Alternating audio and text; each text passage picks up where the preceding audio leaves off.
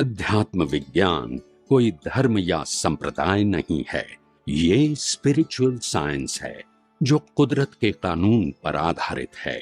ये विज्ञान पूरे ब्रह्मांड के सभी रहस्यों को उजागर करता है और जीवन के सभी पहलुओं को समझने के लिए एक नई दृष्टि देता है। इसी को आर्ट ऑफ विजन कहते हैं, दुनिया को देखने की एक नई दृष्टि, जो अध्यात्म विज्ञानी परम पूज्य स्वामी श्री कमलेशानंद जी के निर्देशन में सनातन सत्य का अनुसंधान कर हमारे जीवन को प्रकाशित करे। जय सच्चिदानंद। से आगे ले जाओ, जंप लगाने की जरूरत एकदम से मैंने जो जाना उनको दे दूं, ऐसा कोई स्वीकार नहीं करेगा। अब समझ में आया? समझ में आया? तो बात ये है, आज मैं 20 साल से बोल रहा हूं कि धर्म फॉर्मेट है। आज बहुत सारे महापुरुष धीरे धीरे बोल रहे हैं। हाँ, वो बोलने लगे क्योंकि सनातन सत्य है, मेरा सत्य नहीं। आज कुदरत और कुदरती कानून, कुदरती रचना बोलना पड़ते हैं, क्योंकि मेरा सत्य नहीं। सनातन। ये समझ में आ गए? तो आज नहीं तो कल बोलना ही पड़ेगा, समझना ही पड़ेगा, सोचना भी पड़ेगा और स्वीकार भी करना पड़ेगा। बस, क्योंकि मेरा नहीं है, किसका है? सच। अभी आप समझिए, आपको लगता है कि भगवान श्री राम और भगवान श्री कृष्ण दोनों ज्ञानी थे? हाँ या ना? हाँ।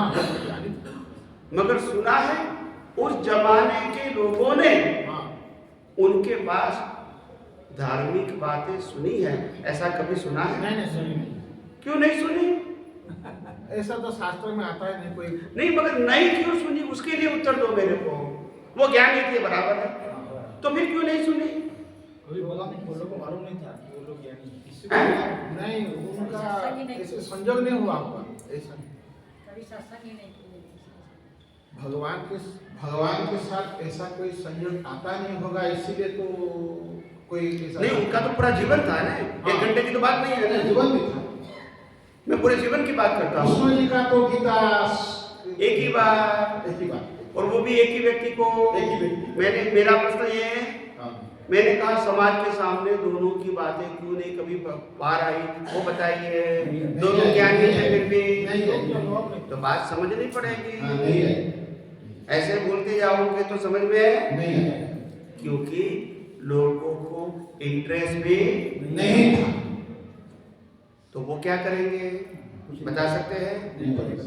जब महाभारत के अंदर अर्जुन ने जब कृष्ण भगवान को प्रश्न किया, तब महाभारत में सिर्फ 2 ही लोग थे या लाखों लोग थे? लाखों लोग। मगर किसी को इंटरेस्ट नहीं। तो इसमें कृष्ण भगवान क्या करेंगे? समझ में आया? सही बात। और इसीलिए ज्ञानी पुरुष को अगर कोई नहीं जानते, नहीं मानते हैं, तो नुकसान इनको नहीं। मगर उनकी बात में सच्चाई थी, आज उनकी बात को लोग मान। समझ में आ गया? समझ में आ गया? वो जिंदे नहीं है फिर भी, क्योंकि बात में सच्चाई है। अगर आज मेरी बात को अगर नहीं भी मानता है, कोई तकलीफ नहीं, मगर एक दिन माननी, क्योंकि वो सनातन सत्य है, मेरा सत्य नहीं। ऐसे रामकृष्ण ने भी जो कहा वो भी सनातन सत्य था, इसीलिए मानते हैं, उनका सत्य है इसीलिए नहीं। तो उस समय नहीं माना क्योंकि समझ में नहीं आया, मगर सनातन सत्य था। तो आज जैसे जैसे लोगों को समझ में आया, किताबों के माध्यम से, धर्मगुरुओं के माध्यम से, धीरे धीरे उनकी बातों की हम वैल्यू करने लगे। आप समझे कि नहीं? तो ये सभी बातें अपने संजोग के ऊपर अधीन है, मर्जी के अधीन नहीं।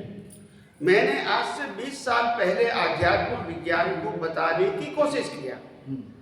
क्या बताया? बताने की कोशिश 20 साल पहले तो 2-4 लोग सुनते थे। कितने? 2-4 बस। किसी को इंटरेस्ट नहीं, क्योंकि उनके पास या तो धर्म था, कोई भी समझे, या तो दादा भगवान का ज्ञान था, अक्रम विज्ञान, समझ में आया, और वो उसमें स्थिर थे। क्या थे? स्थिर। तो जरूरत नहीं। धीरे धीरे जैसे जैसे बात में करने लगा, लोग जुड़ने लगे, यूट्यूब में आने लगा, टीवी में आने लगा, लोग जुड़ते गए, बोलते नहीं है। समझ में आया? टीवी में 15-15 लाख लोग डेली देखते थे। कितने लोग? 15 लाख। वो भी टीवी बताते थे। कितना व्यूअर्स है? व्यूअर्स समझते हैं? आप समझे? आज यूट्यूब में कितने देखते हैं, वो भी व्यूअर्स बताते हैं। समझ में आता है ना? आता है ना? और आज धीरे धीरे दुनिया के सभी धर्म के धर्मगुरु भी ये बात बताने लगे। क्योंकि किसका सत्य है? कुदरत का है, मेरा नहीं। तो सच्चाई छुप नहीं सकती बनावट के रसूलों से, और खुशबू आ नहीं सकती कभी कागज के फूलों से। बोलते नहीं है। तो ये बात सुनना, समझना, बताना ये मजबूरी हो गई। क्या हो गई? मजबूरी हो गई। क्योंकि बात ये हो गई कि जब टीवी और यूट्यूब पे आ गए ये विज्ञान, तो आम लोग तो सुनने लगे, मगर गुरु तो सुनते नहीं थे। उनको लगा मेरी बात ही सही है, बोलते नहीं है। मगर जब शिष्य प्रश्न करने लगे तो गुरु को समझना पड़ा कि उसकी बात में दम तो है, मेरे पास उत्तर नहीं, तो उनको भी सुनना पड़ा। उत्तर के लिए जाए तो जाए कहाँ? नहीं समझ में आया। तो ऐसे ये विज्ञान दुनिया में धीरे धीरे जा रहा है। मैं निश्चिंत हूँ, मैं कभी तनाव नहीं लेता हूँ। वो अपने आप जाएगा, अपने आप। दुनिया के धर्मगुरु शिष्य बनाते हैं। क्या बनाते हैं? शिष्य बनाते हैं। और ये आध्यात्म विज्ञान साइंटिस्ट बनाते हैं। शिष्य, मैं जो साइंटिस्ट हूँ वही साइंटिस्ट मैं बनाता हूँ। दोनों की डिग्री एक ही रहेगी, वो असिस्टेंट साइंटिस्ट नहीं रहेंगे। और मैं जो बोलता हूँ वो भी बोल सकते हैं, और जब बोलते हैं तो मैं बताता हूँ कि ये विज्ञान मेरा है, ऐसा कभी बताने की जरूरत नहीं। ये विज्ञान कुदरत का है, ऐसा ही बताना है। समझ में आ गया? इसीलिए कोई व्यक्ति का ज्ञान है, वो सब्जेक्ट नहीं, ये उनका है, ये इसका है, वो जरूरत नहीं है। तो एक दिन दुनिया में बहुत थिंकर लोग सुनते रहेंगे, अपने लिए, मेरे लिए नहीं। समझ में आया? भारतवर्ष में कितने हजारों साल के बाद, क्या बताया? हजारों साल के बाद एक व्यक्ति पब्लिक में कहती है, क्या बताया? पब्लिक में कहती है कि मंदिर, संस्था, शिष्य, क्रियाकांड, वरघोड़ा वो मेरा शब्द है। मगर दुनिया में आज भी कोई धर्मगुरु ऐसा बोल सकते हैं? बोलिए ना, यस और नो। और मैंने फिर प्रमाण दिया कि रामकृष्ण महाराज ने कभी मंदिर, संस्था, शिष्य, वरघोड़ा नहीं निकाला था। बोलते नहीं है। अभी फिर क्या करेंगे? जाए तो जाए कहाँ? न यहाँ का रहेगा न वहाँ का रहेगा। तो मैं क्या करूँ? जब मैं सनातन सत्य बताऊंगा तो पहले दुख तो लगेगा, बोलते रहिए। मगर एक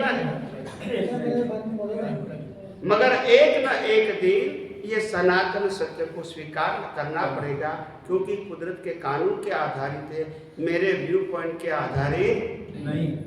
बस इसीलिए मेरे को विश्वास है कि एक दिन बड़े बड़े विचारक लोग इसको स्वीकारेंगे, मानेंगे, उपयोग करेंगे, अनुभव करेंगे और दूसरे को भी बांटेंगे। यस और नो? पहली बार भारतवर्ष में ऐसी बात निकली है जो बताने वाला ही मालिक नहीं है, बोलते नहीं है। और अभी तक जितना ज्ञान सुना वो व्यक्ति का ही ज्ञान है, बोलते नहीं है। यही सुना ना कि इनका ज्ञान है। मैंने पहली बार कहा मेरा ज्ञान ही नहीं है, कुदरत का ज्ञान है, सिर्फ अनुभव मेरा है, ज्ञान मेरा नहीं। और आपको कुदरत के ज्ञान का अनुभव करना है, मेरे ज्ञान का अनुभव नहीं करना। मेरे मन वचन काया का अनुभव नहीं। मेरे मन वचन काया को मानना है ऐसा नहीं। मेरे मन वचन काया से आपको लाभ लेना है। ये सनातन सत्य को समझने के लिए मानने की जरूरत नहीं। समझ में आया कि नहीं? तो ये छोटी बात नहीं है। ये जब थिंकर पीपल आएंगे ना तो इसका वर्णन करेंगे कि आधुनिक काल में भी सतयुग जैसा व्यक्ति है जिन्होंने सतयुग में जो रामकृष्ण महावीर जिस मार्ग पे चल रहे थे उसी मार्ग को वो बता रहे हैं। उनका मार्ग वो नहीं जो था है और रहेगा वही बता रहे हैं। खुद का कोई अभिप्राय नहीं और खुद की कोई मालिकी नहीं और खुद का कंट्रोल भी नहीं है। समझ में आया? पूछिए। अभी लास्ट क्वेश्चन 12:30 बजे।